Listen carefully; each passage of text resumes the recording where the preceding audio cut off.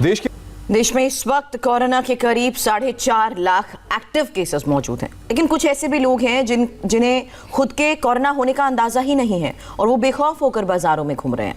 आप भी ऐसे लोगों के संपर्क में आ सकते हैं और बीमार हो सकते हैं। इसी वजह से कोरोना को लेकर नॉन सीरियस लोगों के खिलाफ अब अलग अलग राज्यों में अभियान चलाए जा रहे हैं और बाकायदा सजा भी मुकर्रर की गई है।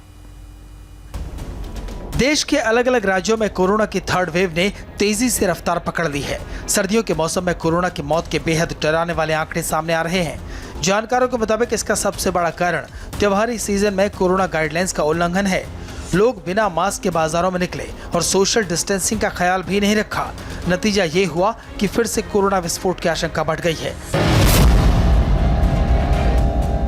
सबसे पहले बात मध्य प्रदेश के इंदौर की।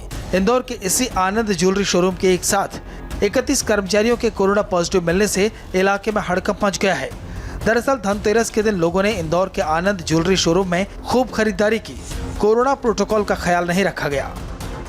दिवाली के बाद जब सभी 72 कर्मचारियों का कोरोना टेस्ट करवाया गया तो उसमें से 31 कर्मचारी पॉजिटिव पाए गए।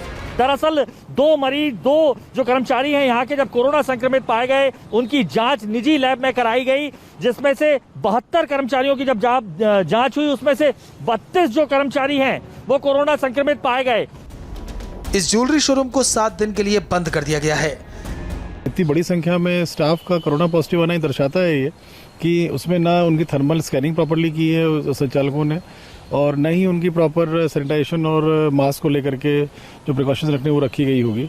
इस कारण से उसको हम लोग 7 दिन के लिए जो प्रिकॉशनरी रहता है, इसमें स्टेट गवर्नमेंट के भी निर्देश हैं कि अगर संस्थान में ऐसा कुछ पाया जाता है तो इसमें कार्रवाई की जा सकती है। तो उसमें हम लोग उसको बंद कर रहे हैं। इंदौर की तरह ही उज्जैन में भी कोरोना संक्रमित मरीजों की संख्या में जबरदस्त इजाफा हुआ है।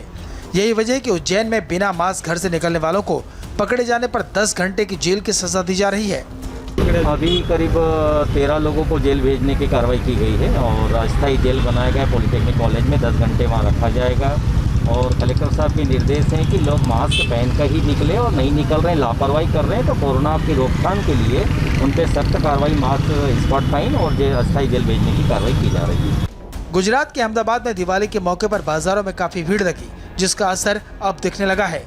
कोरोना वायरस के बढ़ते प्रकोप के चलते अहमदाबाद में एक बार फिर नाइट कर्फ्यू लगा दिया गया है। 20 नवंबर से हम रात में 9 बजे से सुबह 6 बजे तक का कर्फ्यू अहमदाबाद सिटी में लगाएंगे और जब तक ये संक्रमण की परिस्थिति कंट्रोल में नहीं आएगी और जब तक ये बिल्कुल कम नहीं होगा तब तक ये कर्फ्यू लागू रहेगा।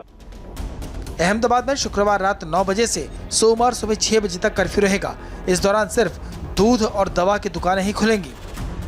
सरकार ने सिर्फ कर्फ्यू लगाने का ऐलान ही नहीं किया, बल्कि अहमदाबाद में जगह जगह टेस्टिंग सेंटर खोल दिए हैं। अहमदाबाद में कोरोना की बिगड़ती परिस्थिति से निपटने के लिए इस वक्त अहमदाबाद शहर में करीब 20,000 से ज़्यादा हेल्थ वर्कर्स तैनात कर दिए गए हैं। एक तरफ जहां टेस्टिंग पर लगातार फोकस बढ़ाया गया, वहीं पे कोशिश ये की जा रही है कि प्रिवेंटिव मेडिसिन भी दी जाए और ऑन द स्पॉट यदि किसी को ट्रीटमेंट की ज़रूरत है तो उसके लिए मोबाइल मेडिकल वैन्स जो हैं उनको भी तैनात कर दिया गया है। गुजरात सरकार ने 23 नवंबर से राज्य में स्कूल और कॉलेज शुरू करने का फैसला लिया था, जिसे कोरोना की वजह से स्थगित कर दिया गया। चंडीगढ़ में दिल्ली से आने जाने वाले लोगों को घर पर मास्क लगाकर रखने को कहा गया है। चंडीगढ़ प्रशासन की तरफ से इंतजाम किया गया है कि जो भी लोग बस के जरिए दिल्ली से चंडीगढ़ आएंगे उनके लिए बस स्टैंड पर ही मुफ्त टेस्टिंग की सुविधा होगी। इसके अलावा दूसरी जगहों पर भी मुफ्त टेस्टिंग का इंतजाम किया गया है। महाराष्ट्र के नागपुर में एक दिन में कोरोना के करीब 400 से ज्यादा केस सामने आए हैं। लोगों से सार्वजनिक जगहों पर सावधानी बरतने की अपील की गई है। नागपुर में गुरुवार को 443 कोरोना के मरीज सामने आए, बुधवार को 389 कोरोना मरीज और मंगलवार को 262 कोरोना मरीज मिले। इससे पहले महाराष्ट्र में कोरोना विस्फोट हो चुका है, जिसके बाद स्थिति बड़ी मुश्किल से काबू में आई।